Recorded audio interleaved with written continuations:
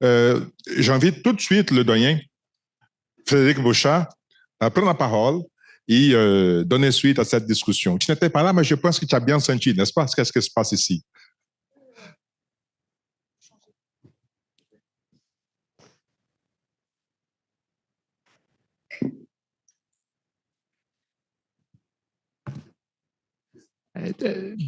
Desculpe, não falo português, mas muito obrigado por estar conosco. Merci pour l'invitation.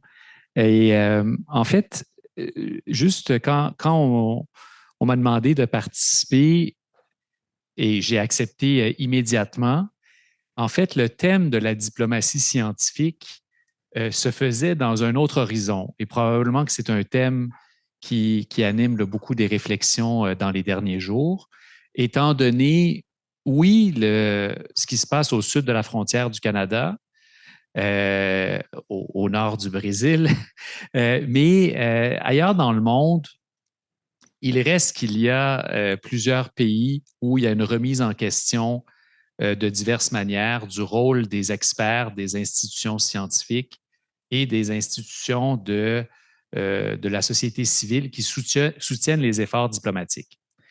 Et donc, ce qui témoigne de manière assez unique du moment, je dirais du point d'inflexion, c'est en février dernier, il y a eu 2 rapports distincts qui ont été publiés sur la diplomatie scientifique. Si ça a déjà été discuté, pardonnez la redite. J'espère que je sais qu'il y a une partie de mon propos qui sera différent au moins. Mais au mois de février, il y a eu la publication d'un rapport sur la diplomatie scientifique par le AAAS et le Royal Society conjointement. Et au même moment, il y a eu un rapport sur la diplomatie scientifique par la Commission européenne. Et c'est comme si les 2 rapports étaient dans des réalités parallèles. Le rapport du AAAS, donc American Association for the Advancement of Science et du Royal Society de Londres, les 2 parlent de l'importance de la diplomatie scientifique, mais le rapport du AAAS soulignait les enjeux. Comment préserve-t-on l'autonomie des chercheurs et la liberté de la recherche? Là, ici, bien sûr, je me concentre sur certains éléments du rapport. Il disait bien d'autres choses. Mais la question de préserver l'autonomie de la recherche, pas juste des chercheurs, mais de la recherche dans la poursuite de ses finalités, dans la poursuite de ses méthodes, de ses questionnements, était quelque chose qui était assez significatif et c'est tout à fait compréhensible parce que ça se faisait dans un contexte où une nouvelle administration, disons, remettait en question ces objets beaucoup plus que l'administration précédente. Donc, il y avait un rapport, j'ai envie de dire, pas juste nuancé, mais prudent par rapport à la diplomatie scientifique, non pas par ses aspirations, mais par la peur de l'instrumentalisation par les États des chercheurs pour soit les intérêts nationaux, soit pour contrôler ce qu'ils disent pour ne pas contrecarrer des orientations politiques. Au même moment, et vraiment c'est peut-être à 1 semaine d'intervalle, peut-être 2, le rapport de la Commission européenne qui annonçait de grandes ambitions en faveur de la diplomatie scientifique et comme soutenant l'intérêt national, l'intérêt multinational dans le cas de la Commission européenne. Et donc, c'était, je dirais, revendiqué et dans un rapport, oui, nuancé, comment réconcilier l'intérêt des nations qui constituent l'Europe. Donc, comment réconcilier l'intérêt national et les aspirations humanistes du partage de la connaissance au-delà des frontières. Et donc, dans le rapport européen, il y a cette nuance, mais l'ambition tout à fait assumée de faire de la diplomatie scientifique, je dirais, un levier à la fois de développement, d'essor national, mais aussi d'essor global. de contribution à l'avancement de l'humanité. Bon, vous devinerez quel rapport je préfère, mais je dirais qu'il reste qu'on est à ce point d'inflexion où ça a été vrai à travers l'histoire des sciences, mais je dirais là, c'est beaucoup plus visible que dans plusieurs pays, la science au sens large, okay? Donc ça inclut les scientia, là, le savoir, la poursuite du savoir. Dans plusieurs pays, est vu vraiment comme, j'ai envie de dire, oui, le développement de sa collectivité, mais d'une manière généreuse qui bénéficie à tout le monde. Versus d'autres pays où la recherche est vue comme un instrument propriétaire de développement de sa collectivité. Et c'est, je dirais, le grand changement, c'est que jusqu'à récemment, du moins dans sa rhétorique, mais nos voisins du sud de la frontière étaient du camp de c'est bon pour nous, mais c'est bon pour tout le monde. Donc, on va le partager. Et que là, il y a un changement d'orientation gouvernementale par rapport à à cette option-là.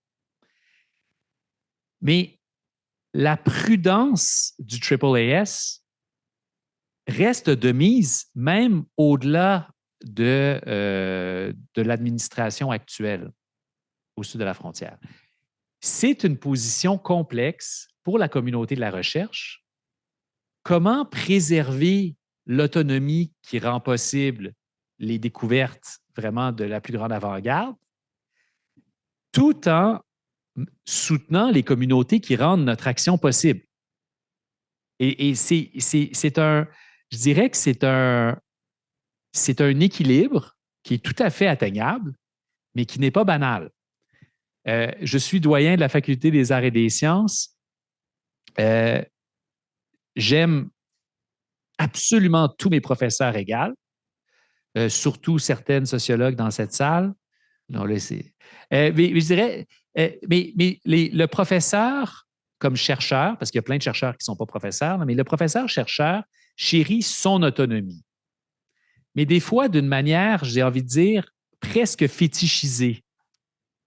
Comme si préserver son autonomie voulait dire ne pas du tout se préoccuper de l'intérêt de nos communautés.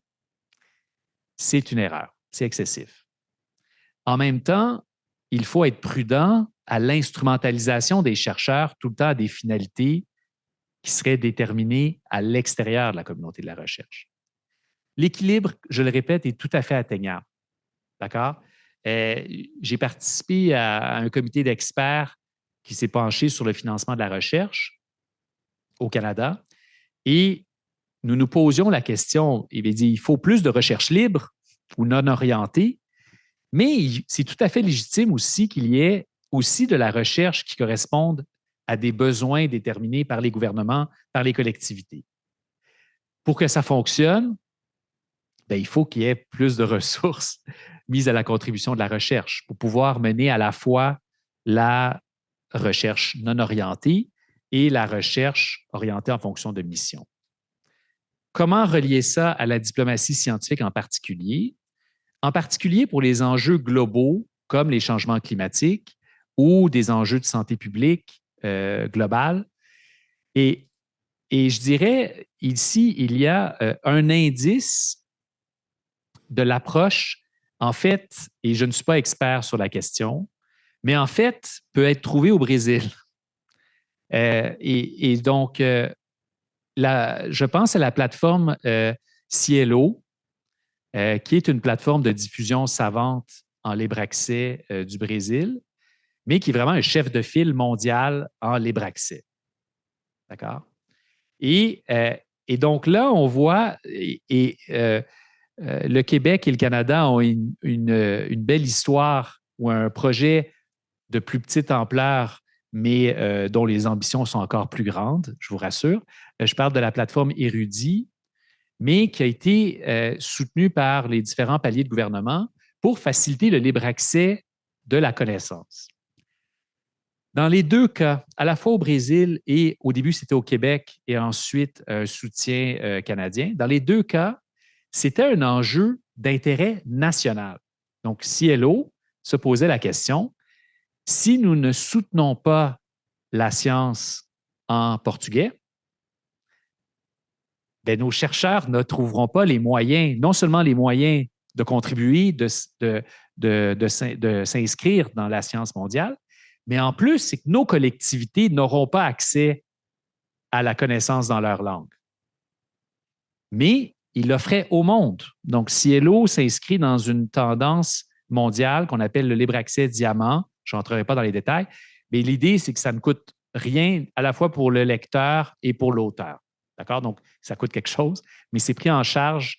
Ce n'est pas le libre accès qu'on retrouve dans des revues privées où les auteurs doivent payer des milliers de dollars pour être publiés. D'accord? Donc, libre accès diamant, Cielo est inscrit dans cette mouvance-là depuis le début, est vraiment un chef de file. Donc, c'était un intérêt culturel national, c'était un intérêt culturel, pas juste culturel, mais économique aussi, de s'assurer que le Brésil ait sa propre expertise, qu'elle soit accessible à ses propres citoyens. Jusqu'ici, ce n'est pas de la diplomatie scientifique. Mais ensuite, c'est de l'offrir gratuitement au monde. Ça, là, ça devient de la diplomatie scientifique. Le partage d'expertise, que ce soit technologique ou de gouvernance avec d'autres nations, d'autres plateformes nationales. Et donc, on voit comment l'intérêt national et la générosité humaniste sont tout à fait réconciliables. Mais il faut que ça soit de manière délibérée. Nous voulons aider notre population et nous ne voulons pas le faire aux dépens du développement de la connaissance ailleurs et nous voulons contribuer à la connaissance ailleurs. Érudit, même histoire, un petit chef-d'œuvre québécois. J'ai le grand privilège de participer à ces travaux et ça a commencé un projet à l'Université de Montréal, très vite c'est devenu interuniversitaire. Fonds de recherche du Québec l'a soutenu. Ensuite, le CRSH et la FCI au Canada. Au début, c'était vraiment exclusivement sciences humaines en français. Mais maintenant, il y a des revues multilingues, il y a quelques revues qui ne sont pas en sciences humaines. Mais c'était la même question qui se posait que pour Cielo. C'était au départ, comment s'assurer que les Québécois francophones puissent développer leur propre connaissance et se la partager, comment s'assurer qu'elle soit accessible à ses propres concitoyens. Jusque-là, ce n'est pas de la diplomatie scientifique. Et ensuite, c'est dire non, en fait, c'est qu'on veut faciliter les liens avec d'autres communautés scientifiques francophones ailleurs dans le monde. Et aujourd'hui, je ne me souviens pas du chiffre exact, mais je crois que 75% des demandes d'accès à érudits complètement gratuits sont hors Canada. Ça, c'est de la diplomatie scientifique. Pas juste de le rendre accessible, mais ensuite, les communautés qui se créent, Cielo, érudit, PKP en Colombie-Britannique, à Simon Fraser University, les différents acteurs du libre accès, lorsqu'ils se coalisent et partagent des expertises, on voit comment des plateformes nationales qui soutiennent l'intérêt national peuvent ensuite participer à un humanisme global. Mais pour que cela fonctionne, il faut que les différents pays, comme le rapport de la Commission européenne, vraiment, je le recommande vivement de le lire parce que c'est inspirant. Ça donne, il n'y a pas tout, mais ça donne l'énergie, en fait. L'ambition est inspirante. C'est dire, la science est un pilier de l'intérêt national. Nous devons mieux faire notre science, mais pour vraiment en tirer profit, au sens noble du terme, il faut la partager, il faut la donner librement. Et donc, pour la diplomatie scientifique, pour moi, le prochain chapitre, j'ai envie de dire, proximal, ce sont des coalitions de capacités nationales de recherche. Donc, ce n'est pas une approche colonialiste de dire « j'ai du savoir et je viens vous le donner », absurde. De toute façon, les apprentissages sont toujours plus inconnus et insoupçonnés qu'on l'imagine au départ. Mais c'est vraiment de dire qui a envie de faire de la diplomatie scientifique et nous allons nous connecter Chacun développe ses capacités nationales de recherche et de diplomatie en fonction de ses capacités, mais nous nous assurons de le faire toujours de manière connectée entre ceux qui croient au pouvoir de la connaissance. Et s'il y a des grands pays riches qui s'en désintéressent momentanément, bien, nous pouvons par ailleurs montrer la voie pour leur permettre de revenir le plus rapidement possible à une communauté large du savoir. Pour les enjeux environnementaux et pour les enjeux de santé publique, c'est crucial de maintenir cette diplomatie scientifique vivante, pas juste en théorie, mais vivante, de collaborer, de faire des échanges de données, de participer à des revues internationales gratuites, le plus accessible possible, parce que ces données-là doivent vivre. Et donc, les données ne vivent. Là, je parle de données ici en données du climat parce que c'est celle qui m'inquiète le plus, mais des données de santé publique aussi. Ce sont le type de données qui, très vite, l'intérêt national peut basculer dans le désir de contrôle. Donc, le meilleur remède, c'est la lumière et le partage. Et donc, je dirais, on a beaucoup à apprendre. En fait, on a beaucoup appris du Brésil en libre accès. Nous avons beaucoup à partager aussi, mais la seule manière de vraiment s'en rendre compte, c'est si on partage de manière continue dans le temps pour voir qu'est-ce que la relève en recherche, où sont les futurs CLO, les futurs érudits dans d'autres domaines non reliés à l'édition. Et ça, nous ne pourrons le voir et le soutenir que si nous entretenons ces liens-là dans le temps. Muito obrigado. Obrigado.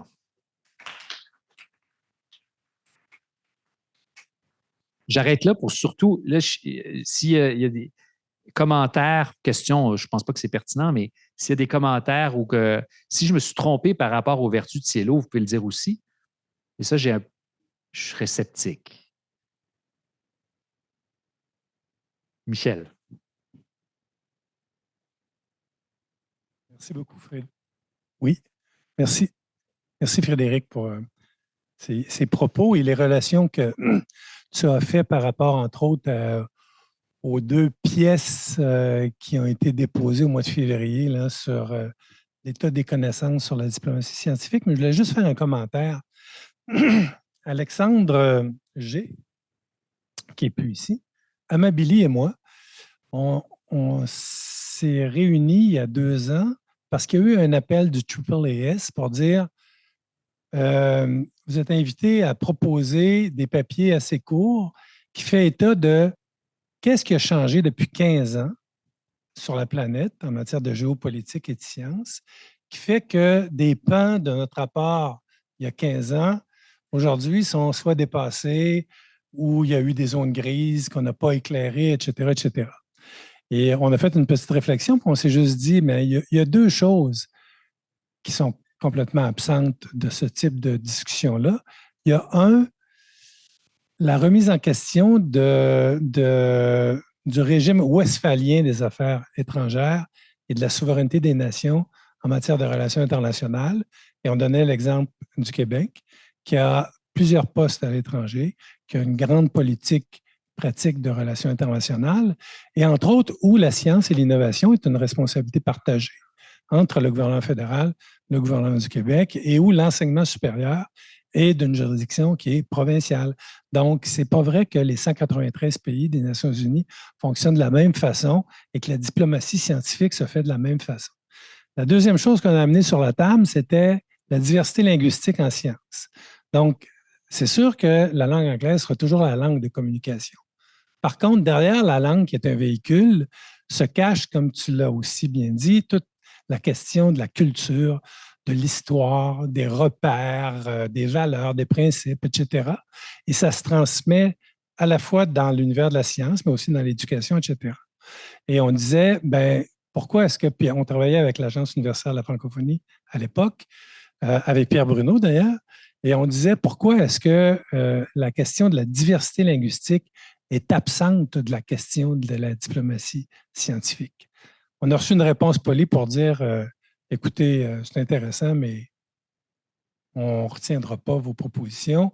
Je me suis aperçu dans le rapport qu'effectivement, on est loin de ces types de préoccupations un peu plus fines, un peu plus sensibles sur la façon dont on voit le monde. C'est très. Il y a une seule chose, puis en fait, où je suis en léger désaccord, et là, je fais juste ici gratter. Quand tu as dit que c'est sûr que l'anglais sera toujours la langue de communication de la science, je dirais non.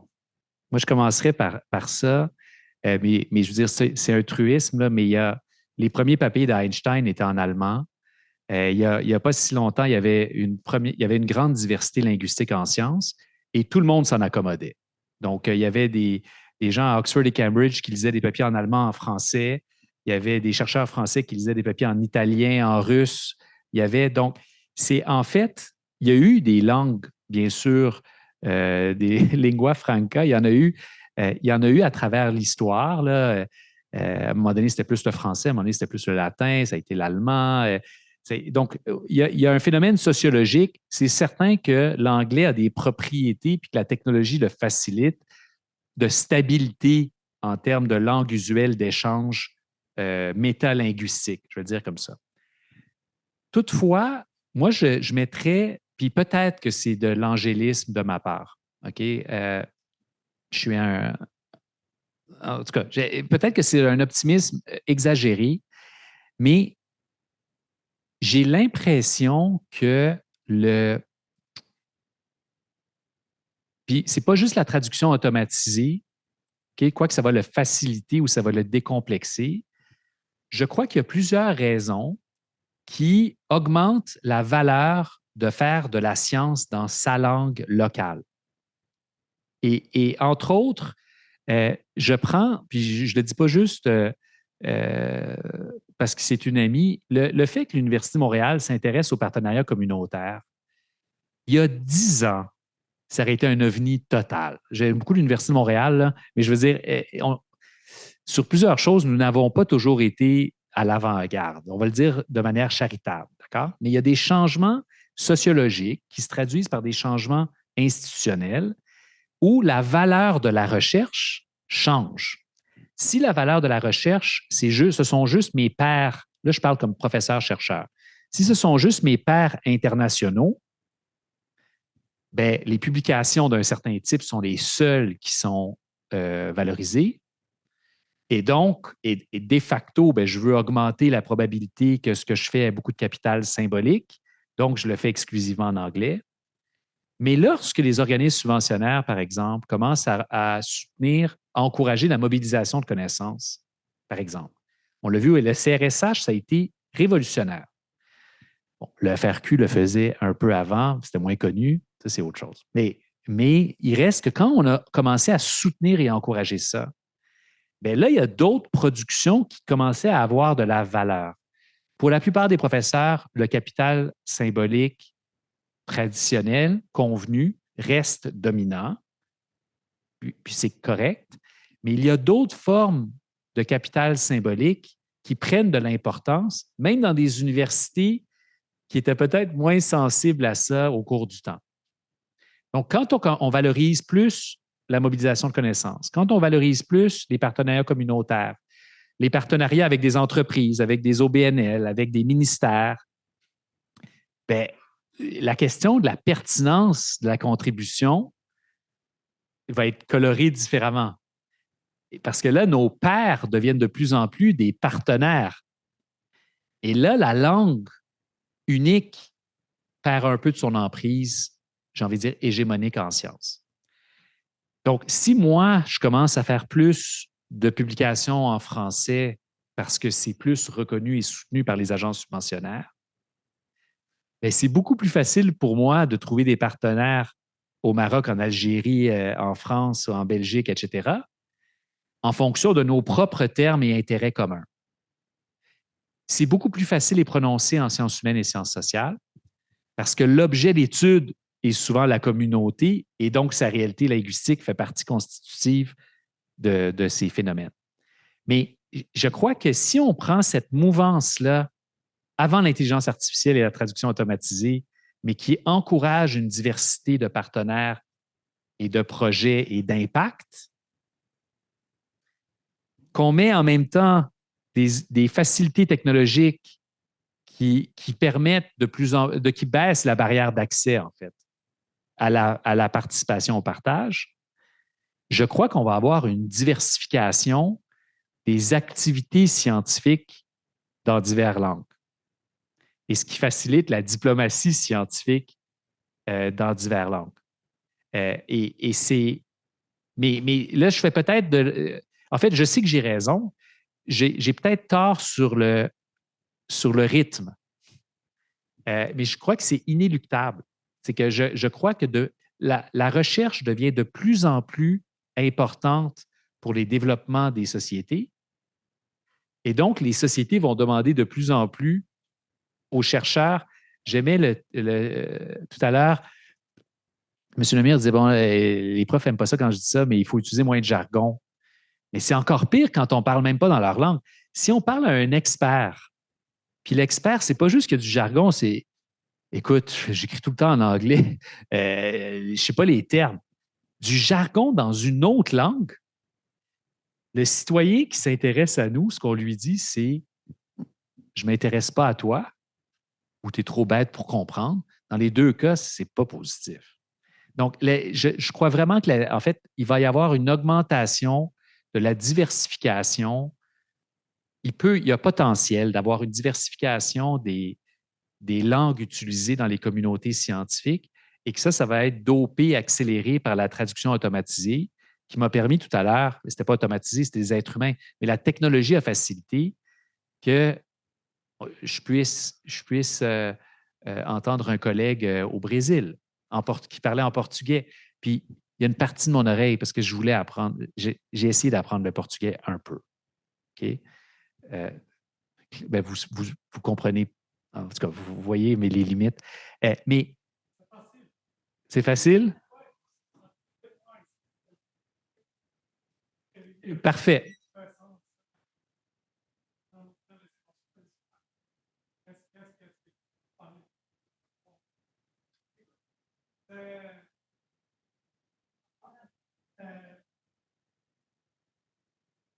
Nous, les artistes, on agit dans l'émotion, tu vois.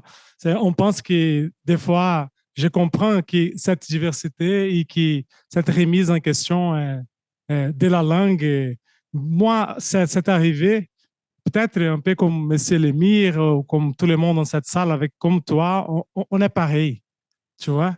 Au Brésil, en Afrique, 90% peut-être. Les scientifiques il y a cette langue, c'est très importante que j'ai appris et que je suis fier de parler. Mais le portugais et le français, toi, tu l'apprendrais en 3 mois, c'est toi le temps. Tu vois, qu'est-ce qui manque pour nous, c'est le temps, vraiment, en ce moment. Et ça me rend encore plus émotive parce que je vois quelqu'un qui a travaillé énormément pour tout ça et tout le monde dans cette salle travaille. Mais à un moment donné, on est dans une salle pleine de néons. Tu vois, on est ici dans une formalité, des fois un peu trop grand pour mon cœur. Et j'ai des enfants et on voit les votes. On a parlé des questions des votes. Aujourd'hui, ça m'inquiète plus encore parce que les jeunes, avec l'Internet et le Trump qui est arrivé au Brésil, qui est arrivé ici dans nos écoles, le Québec est avant-gardiste. Et là, on n'est pas. On est dirigé depuis longtemps pour quelqu'un qui n'est pas avant-gardiste. Donc, je suis très inquiète et je voulais juste partager cette émotion parce que des fois, ça devient trop la remise en question, tu vois, par des blanches comme nous ici dans cette salle, même qu'on a des 5 médecins, plusieurs communautés d'autres ici qui n'ont pas parlé encore, peut-être à écouter plus. En tout cas, c'est extraordinaire qu'on soit là, mais je pense qu'il manque une certaine énergie de tous ici pour qu'on puisse arriver à quelque part. Il y a un poème de Mehdi Kayene qui dit sur ça que je parle mal, je parle mauve, la langue sale, la langue fauve. Dans les spectacles hommages, je chante faux, prisonnier d'un immense jeu de drapeaux, rouge, au vert, au bleu, pour vrai, c'est toujours blanc. Ça ne change pas la donne de faire de sentiments. Un phoque en Alaska dans une carte postale. qu'on paye au tarif idéal pour parler du monde idéal, où les clients sont rois, où les gentils ont même pas mal, où John et le McDonald's, un coup qu'au sauvage, la morale. Donc, ça va comme ça, c'est un poème plus long de quelqu'un qui pense le monde. Donc, les arts, il y a une chose qui ça me fait peur aussi avec la technologie, un peu. Tu vois, c'est la science, cette science académique. Où est le peuple ici? Tu vois, moi, je suis déjà des classes moyennes, formées, avec 4 langues dans la tête. Donc, il y a quelque chose dans les universités qu'il faut qu'on change. C'est très beau, les buildings, etc. Mais où est-ce qu'il y a la musique? Où est-ce qu'il y a la nourriture? Donc, tout ça, il y a quelque chose qu'on a déconnecté aussi dans la science, peut-être avec les Premières Nations. Je voulais juste faire un manifeste.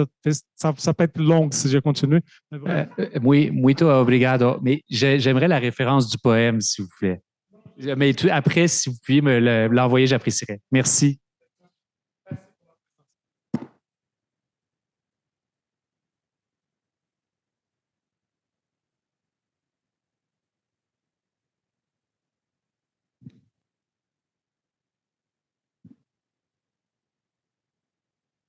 Merci. Je voulais juste faire une petite remarque suite à vos propos. Alors, vos propos concernant les réalités parallèles de ces 2 rapports qui sont sortis à quelques jours d'intervalle, effectivement. Bon, j'ai fait tout à l'heure l'exposé introductif de cette, en début d'après-midi de cette session d'aujourd'hui. Alors, j'ai compris dans les exemples que vous avez donnés, ensuite dans votre commentaire, qu'effectivement, vous mettez dans la diplomatie, vous mettez au centre la notion de partage. Il me semble que c'est un mot que vous avez employé. Vous avez pris l'exemple de cette plateforme brésilienne. Bon, à juste titre. Mais en même temps, l'une des ambiguïtés qu'on a dans l'utilisation du mot diplomatie scientifique, c'est que tout le monde ne voit pas que cela dedans. Hein. Bon, et c'est une chose que j'ai essayé de montrer tout à l'heure. Et notamment quand on lit quelques pays écrivent des stratégie de diplomatie scientifique. Et l'Union européenne, qui n'est pas un pays en tant que tel, mais quelque chose de supranational, l'a fait aussi très récemment. Donc, il y a d'autres orientations qui sont données, qui ne sont pas seulement celles du partage, voyez-vous. Hein, bon, voilà. C'était simplement la remarque que je voulais faire, qui illustre à nouveau l'ambiguïté du concept, enfin, ou peut-être encore son côté un peu attrape-tout.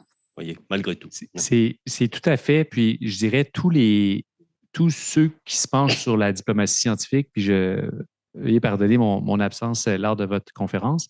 Donc peut-être que vous avez fait le même commentaire, mais tous ceux qui se penchent sérieusement sur l'enjeu de la diplomatie scientifique soulignent cet aspect polysémique, puis franchement une ambiguïté utile.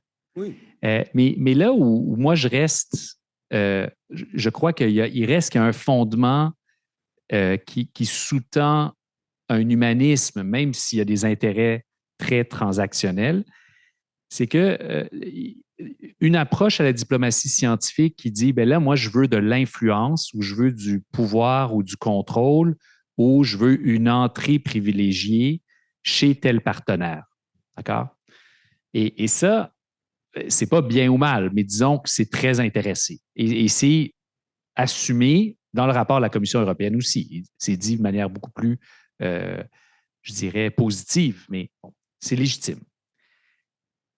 Pour faire des échanges dans la durée avec qui que ce soit, il faut de la confiance. Et pour qu'il y ait de la confiance, il ne faut pas juste de la prévisibilité, mais il faut aussi être crédible qu'on s'intéresse un peu au bien-être de l'autre. Donc, c'est pour ça que je crois que malgré tous les sens, en fait, je crois qu'une diplomatie scientifique, même très, très intéressée au point de vue national, pour qu'elle fonctionne, elle doit partager très généreusement pour que ça soit efficace dans la durée. Je ne crois pas qu'une diplomatie scientifique purement transactionnelle puisse perdurer dans la durée.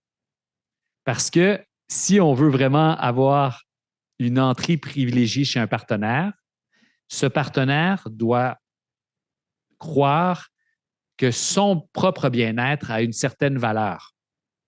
Et donc, il faut qu'il y ait un certain partage.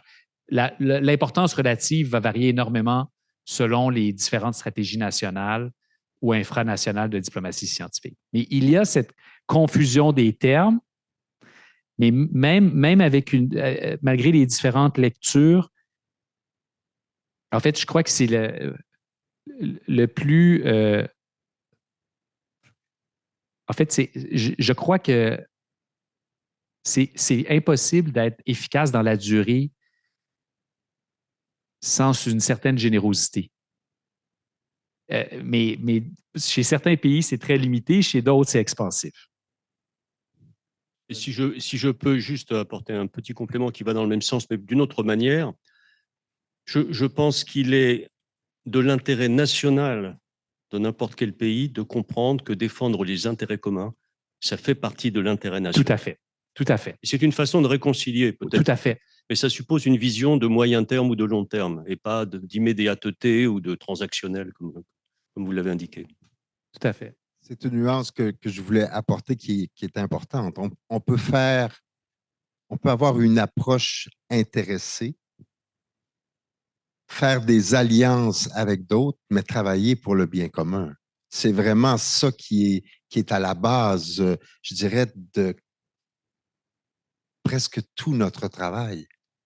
D'abord et avant tout, c'est d'aller chercher les bons alliés, mais toujours pour faire avancer le bien commun. Surtout dans un contexte mondial avec des vents contraires. On essaie, je vais vous donner juste un exemple, dans ce qu'on essaie de faire pour la pollution par le plastique. On est 101 pays qui fait partie de ce qu'on appelle une coalition pour une haute ambition. Bon, 101 pays, c'est déjà pas mal, mais c'est ce regroupement, je dirais, de diplomatie visée pour travailler, pour arriver à un résultat de bien commun. Donc, il y a beaucoup de stratégies là-dedans, dans la diplomatie, mais ça n'enlève pas le but commun de faire avancer l'humanité dans une réflexion de bien commun. Oui. Oui. Donc, en fait, j'allais partir sur un autre chemin, mais cette idée de bien commun, très intéressante, parce que justement, je pense que c'est là le problème. Qui définit ce que c'est que le bien commun?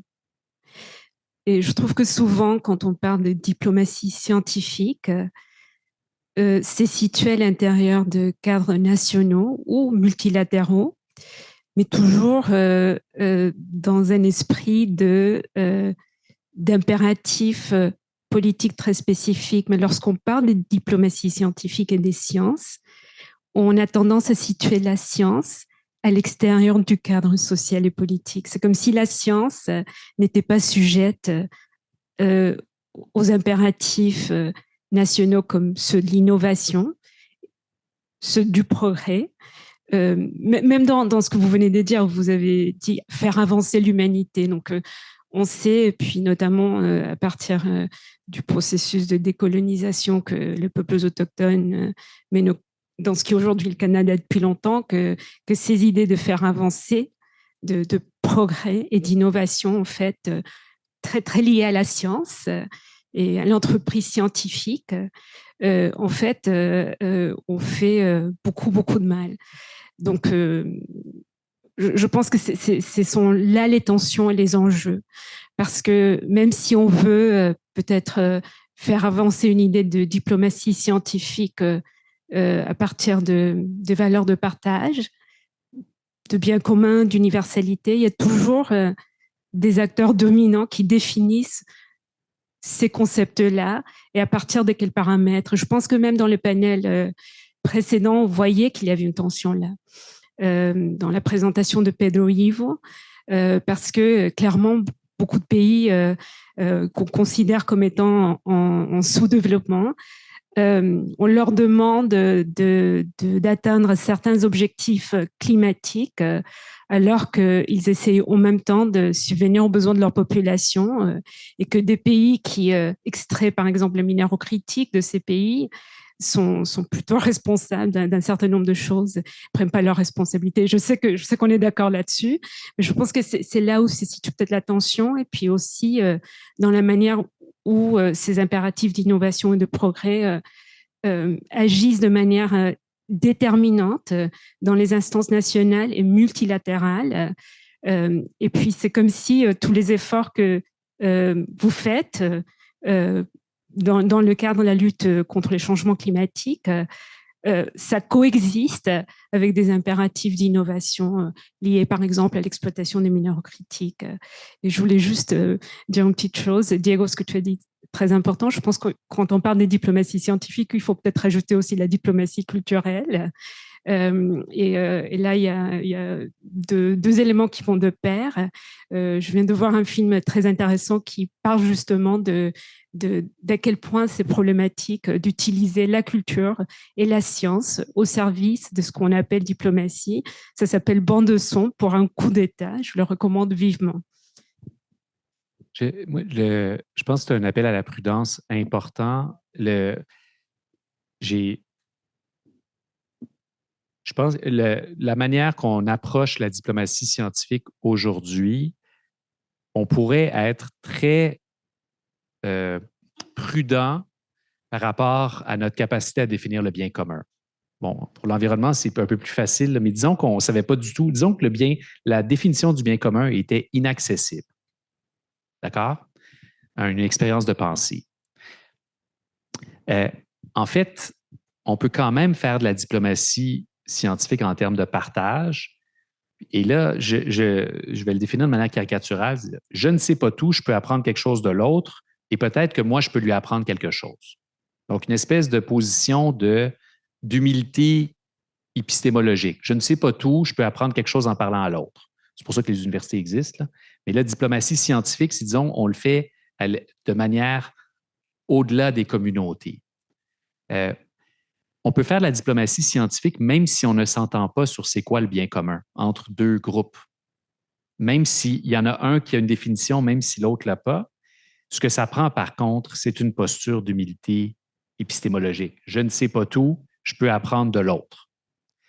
Si on garde ça comme une espèce de posture de diplomatie scientifique, peut-être qu'on est capable d'éviter certains des excès que vous avez soulignés par rapport à, je dirais, une notion du progrès ou une notion d'innovation, parce que là, on dit « je ne suis pas absolument certain de la finalité à maximiser », que ça soit… Et donc, mais je ne suis pas en désaccord avec vous. C'est juste, je crois qu'on est capable de faire…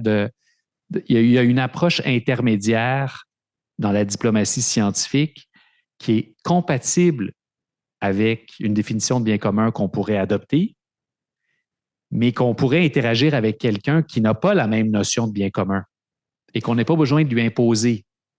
Mais ce que ça prend, c'est une posture d'humilité, je ne sais pas tout. Et peut-être que je vais apprendre quelque chose en parlant à l'autre, qui est différent de moi, qui n'a peut-être pas le même système que moi. Si c'est récent, je voyais des hochements de tête quand j'en parlais. La diplomatie scientifique, on ne parlait peut-être pas d'expression, mais il y a 30 ans, ce n'était pas du tout l'approche. Là, c'était vraiment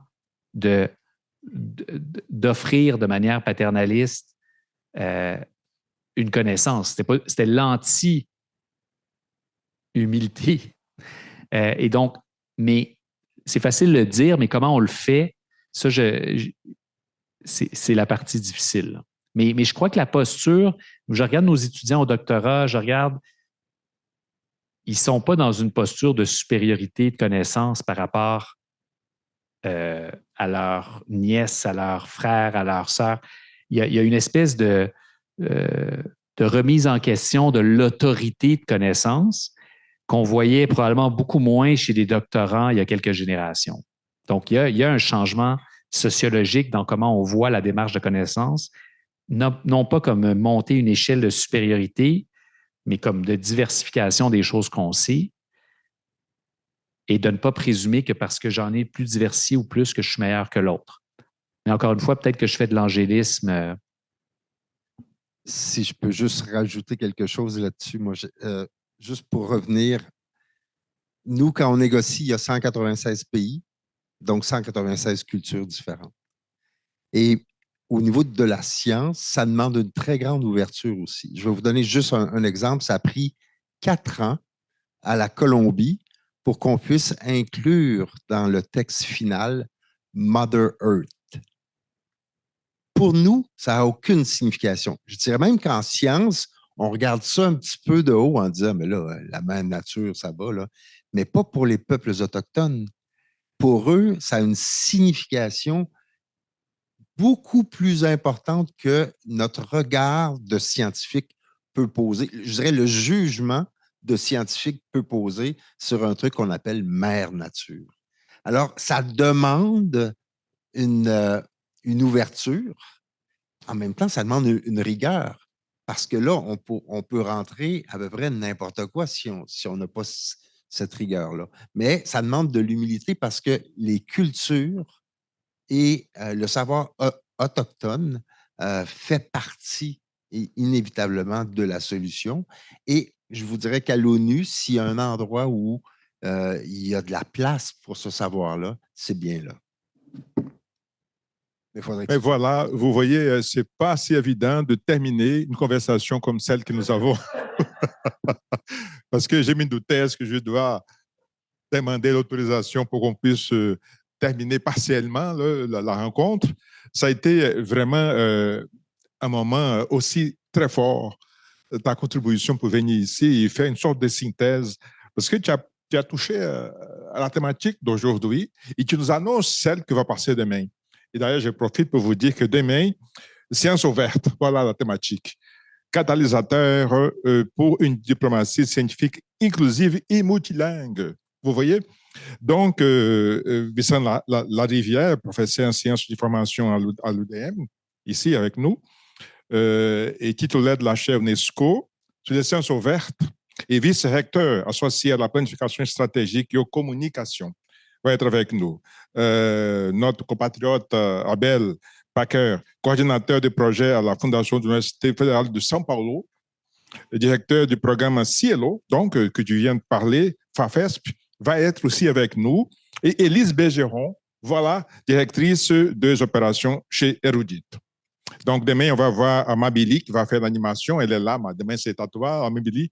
Je voulais vous remercier de votre présence, participation. Je vous invite à ne pas oublier, il y a demain, donc j'ai dit, il y a vendredi. Et vendredi, hein, c'est aussi une journée spéciale comme aujourd'hui, comme demain. Mais on vous invite à venir goûter de la nourriture brésilienne, d'abord, dehors, et aussi la musique. Comme notre collègue réindiquait, la musique ici, l'émotion. Venez partager avec nous. Merci. Et à demain.